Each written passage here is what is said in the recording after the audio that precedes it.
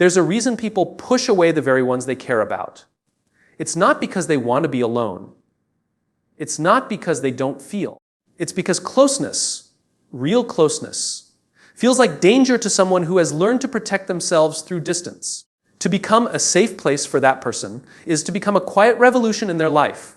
You don't do it by demanding access.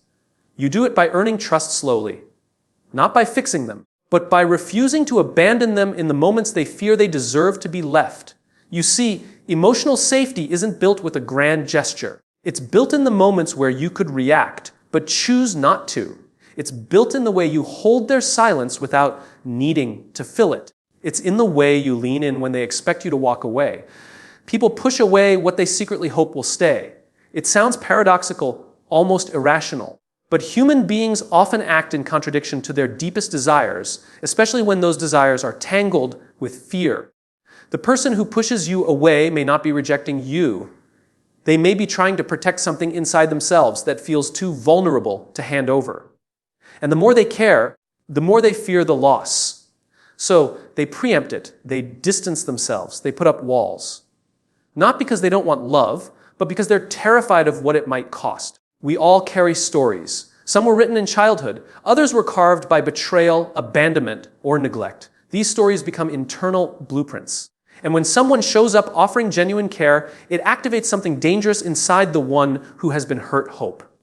Hope that maybe this time love will stay. But to hope is to risk. To trust is to gamble with pain. So instead of leaning in, they push away.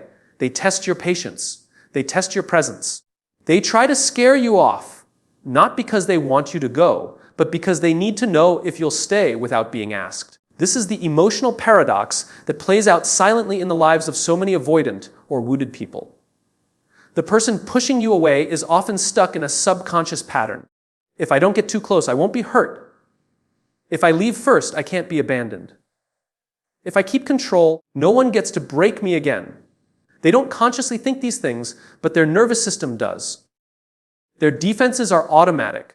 Their distance is not indifference, it's armor. When you're on the receiving end, it can feel confusing and painful. You give love, and it feels like it bounces off a wall. You try to understand, and they shut down. You offer closeness, and they respond with space. And yet, if you look closely, you might notice small contradictions in their behavior. A glance that lingers longer than it should. A text that says, "I'm fine," but reads like a quiet scream. A pullback after a moment of vulnerability. These are not signs of rejection. They're signs of internal conflict. They want to be close, but they're afraid. They long to trust, but they don't know how. They crave love, but they don't feel worthy of it. So they push, they pull, they send mixed signals. Not to manipulate, but because their nervous system is in a battle it hasn't yet learned how to win. And here's the heartbreaking truth. The more they care about you, the more dangerous you feel. Because the stakes are higher, the loss would hurt more. And in their mind, it's not a question of if. It will happen, but when? If you want to be close to someone like this, you must learn not to personalize their distance. You must understand that fear often wears the mask of apathy. That withdrawal can be a cry for safety. That silence can mean, I'm overwhelmed, not, I don't care. And if you can stay steady, if you can show up with softness instead of urgency, curiosity instead of criticism, you start to disarm the alarm bells ringing in their body. Eventually, they might stop pushing. They might even start reaching. Not because you forced them to open up, but because you gave them space to feel safe enough to. In the end, it's not about breaking down their walls. It's about proving quietly and consistently that you're not the threat their past warned them about. And once they believe that, the very part of them that pushed you away might become the part that holds on the tightest. Safety isn't promised, it's proven. Anyone can say, you can trust me.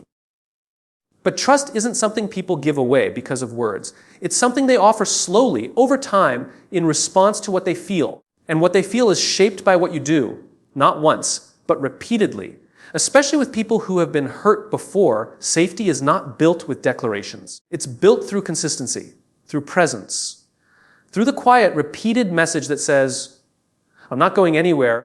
Even when it's hard, you cannot talk someone into feeling safe. Safety is something their body registers before their mind does. It's sensed in your tone, in your patience, in the way you respond when they express fear, frustration, or vulnerability. It's not about never making mistakes, it's about how you repair after you do. Do you defend yourself, or do you take accountability? Do you get louder, or do you listen deeper? These are the moments that build or break the felt sense of emotional safety. For someone who has had to rely on themselves for too long, who has learned that closeness comes with risk, safety doesn't come from being told, "You can trust me." It comes from learning over time that you won't use their openness against them, that you won't throw their fears in their face during conflict, that you won't abandon them the moment they become difficult to love. They're not watching your words. They're watching your nervous system. They're watching how you handle disappointment.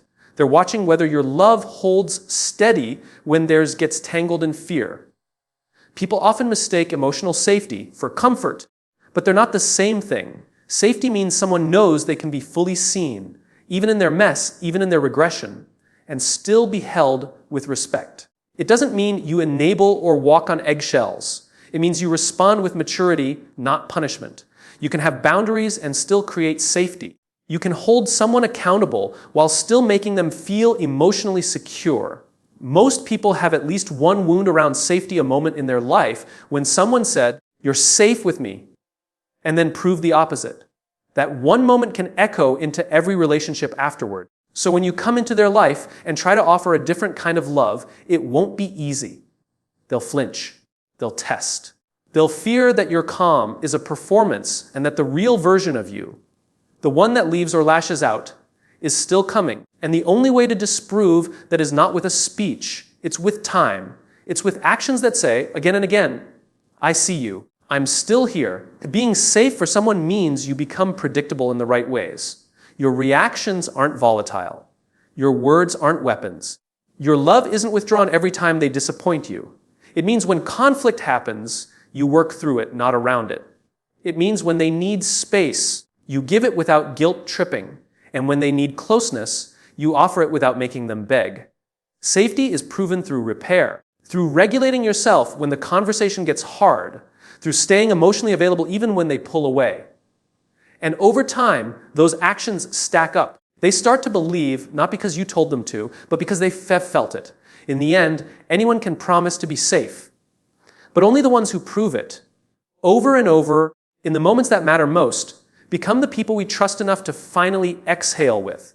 Safety isn't a declaration. It's a pattern. And when someone sees that pattern hold over time, they begin to believe that maybe, just maybe, this time, they won't have to protect themselves alone. Reactivity closes doors, curiosity opens them. In the moments where tension rises, where someone pulls away, snaps, or shuts down, most of us respond from instinct. We react. We defend ourselves. We take things personally.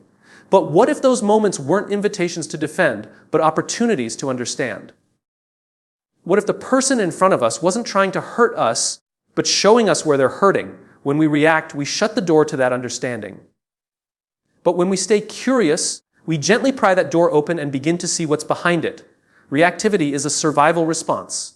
It's what we do when we feel threatened, whether by anger, silence, criticism, or withdrawal. But what we often forget is that the other person might also be in survival mode. Two nervous systems clashing in the name of protection. One shutting down, the other charging forward. One going cold, the other going loud.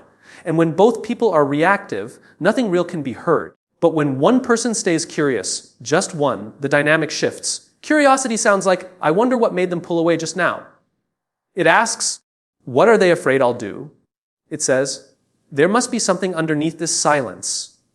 Curiosity doesn't excuse harmful behavior, but it does give us access to a deeper truth. It keeps us from confusing symptoms for causes. Because what we see on the surface, the withdrawal, the anger, the stonewalling, is often just a mask. What's underneath is usually fear, shame, disappointment, or pain. But we'll never get to that layer if we respond only to what we see. The thing about people who push others away is that they often expect reactivity. That's what they've known. That's what's familiar. They say something harsh and expect you to get angry. They go silent and expect you to retaliate. They pull back and expect you to chase or punish. These are patterns they've rehearsed because at some point in their life, it was the only way to protect themselves. So when you don't play into it, when you stay curious instead of combative, you confuse their expectations. And in that confusion, something new becomes possible. Curiosity requires self-regulation. It means you feel the urge to react and choose not to. You pause. You take a breath. You ask, what else might be going on here? That one pause can change everything. It can stop a conversation from spiraling. It can interrupt a generational pattern. It can signal to the other person that you're not just there to win. You're there to understand. And understanding is where connection begins. To be curious is not to be passive. It's not about tolerating everything or having no boundaries. It's about leading with compassion instead of control. It's about saying, I want to know you, even in this difficult moment. I want to see what's behind your anger, not just react to it. And sometimes, curiosity is the very thing that helps someone feel safe enough to lower their guard. Not because you forced them to, but because you offered something they didn't expect. Gentleness in the face of fear. Curiosity also gives you your power back. Because when you react, you're just matching energy. But when you stay curious, you lead the energy. You create a new tone, one where both people can breathe. One where someone might say, for the first time, I didn't mean to push you. I just didn't know how to ask for what I needed. Reactivity builds walls. Curiosity builds bridges. And in a world where so many are used to being misunderstood, being met with genuine curiosity might be the most radical form of love we can offer. Validation is not agreement, it's acknowledgement. It's the act of saying, I see how that made sense to you, even if it doesn't make sense to you. It's recognizing someone's emotional reality without needing to fix it, debate it, or correct it. For many people, especially those who've spent their lives being dismissed, ignored, or gaslit, validation is not a luxury. It's survival. It's how they begin to feel safe enough to open up. But when we confuse validation with agreement, we miss the point entirely. You don't have to agree with someone's perspective to validate their experience. You don't have to co-sign their behavior to understand where it came from. Validation is not surrendering your opinion, it's pausing your judgment long enough to truly hear theirs. It's saying, I may not have felt it that way, but I believe that's how you experienced it. And that belief, that willingness to accept their truth, even when it differs from yours, is where connection begins. People want to be seen more than they want to be solved. So often, we rush to logic, to explanation, to defense. We tell them why they shouldn't feel the way they do. We point out the flaw in their thinking. We try to protect ourselves from blame by challenging their emotions. But what we forget is that feelings are not right or wrong. They simply are. When someone says, that hurt me, and we respond with, that wasn't my intention, we've already missed them. Because intention doesn't erase impact. And without validation, there is no bridge between the two. Think of the last time you felt something deeply and someone tried to talk you out of it. Did you feel closer to them afterward? Or did you feel further away, like maybe your feelings were too much or somehow incorrect? That's what invalidation does. It teaches people to mistrust themselves. It makes them shrink, questions shut down. But when someone says, I can see why that hurt you, or it makes sense that you'd feel that way given what happened, it creates space. It softens the room. It builds emotional safety. In close relationships, validation is the oxygen of communication. It doesn't cost anything, but it means everything. When your partner, your friend, your child comes to you in distress, they're not always looking for a solution. They're looking to feel less alone in what they're feeling. And when you meet them there with stillness, with presence, with empathy, you make it safe for them to keep coming to you. It's especially important when dealing with someone who pushes you away. Their defenses are often rooted in a lifetime of being misunderstood. So when you offer validation instead of argument, when you mirror their emotions instead of correcting them, you begin to rewire their sense of safety. You show them that not every conversation will end in conflict, that they can express something painful without being punished for it, that they're allowed to feel, even when those feelings are messy. Validation is not weakness. It's one of the strongest tools we have in emotionally intelligent communication. It de-escalates conflict. It soothes nervous systems. It invites more truth into the room. And perhaps most powerfully, it builds the kind of trust that doesn't have to be earned in grand gestures, because it's reinforced in every small moment someone says, I get it. You don't have to agree to make someone feel heard. You just have to choose connection over correction. Because sometimes, the most healing thing you can say is not, "You're right," but "I hear you. And I believe that's real for you." That's validation. That's acknowledgement. And for many people, that's the first step toward healing. The one who pushes needs to know you don't break easily. Not because they want to hurt you, but because they're afraid they're too much, too messy, too complicated, too unpredictable to be loved in a way that lasts. So they test your strength not out of cruelty, but out of fear. They've likely known people who left at the first sign of discomfort. People who made promises but didn't have the emotional stamina to keep them. People who called it love but disappeared the moment it got heavy. So now they push, not because they want to lose you, but because they need to know if you're really strong enough to stay. For someone who's been through emotional abandonment or betrayal, intimacy feels dangerous.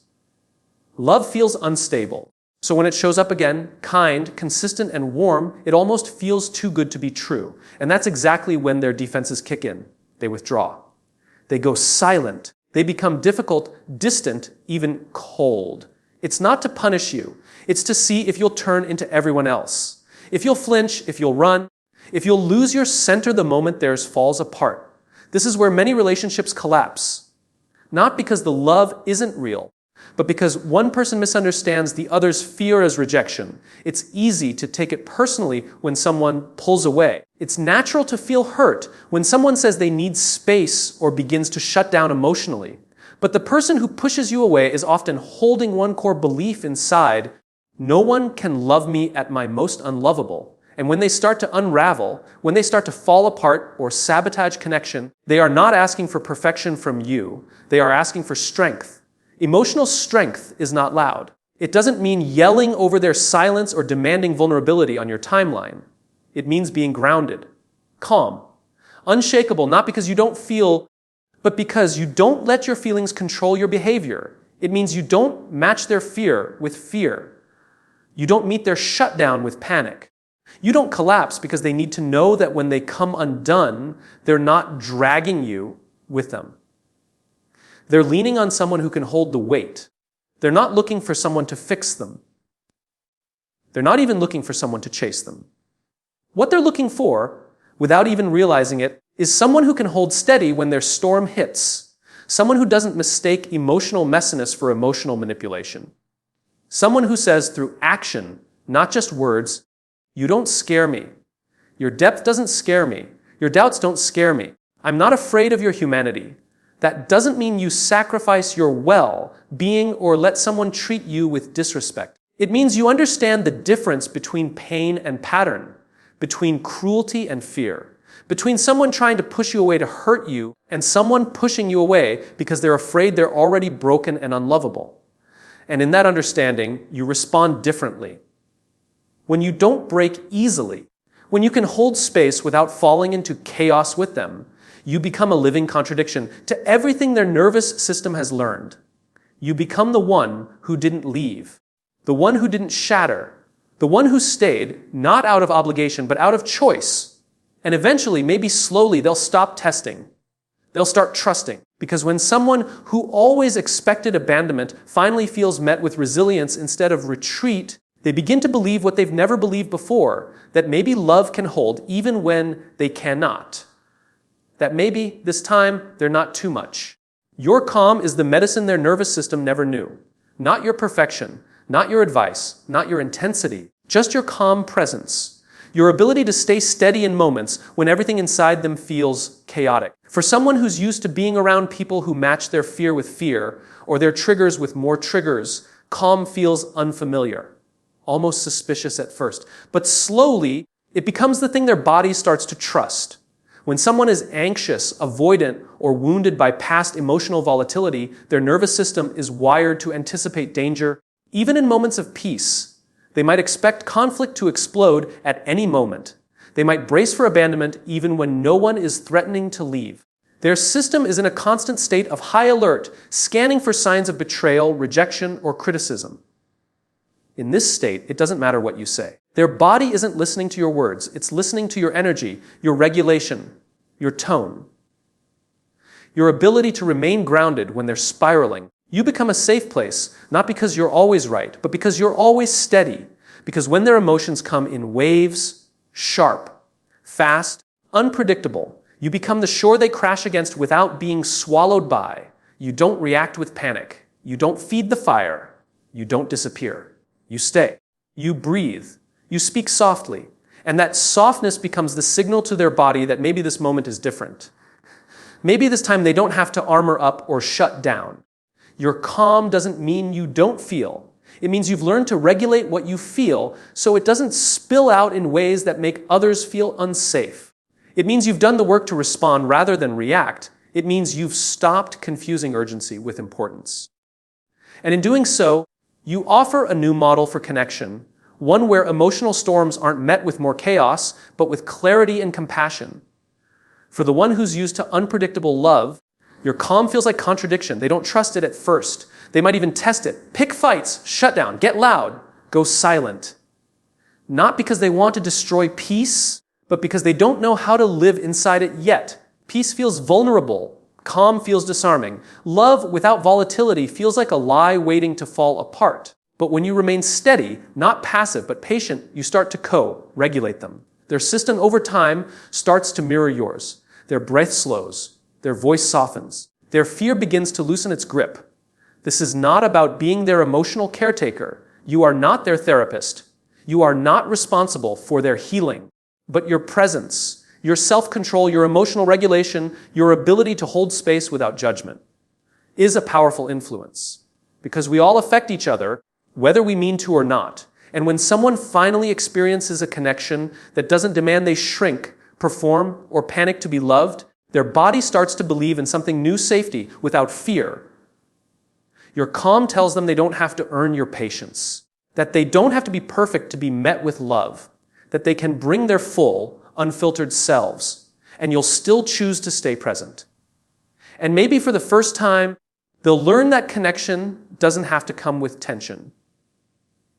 That love doesn't have to feel like a battlefield. Sometimes the most healing thing you can give someone isn't advice or solutions. It's your nervous system saying, you're safe here. You can unravel, and I won't run. You can be afraid, and I won't feed the fear. That kind of calm doesn't just soothe the moment.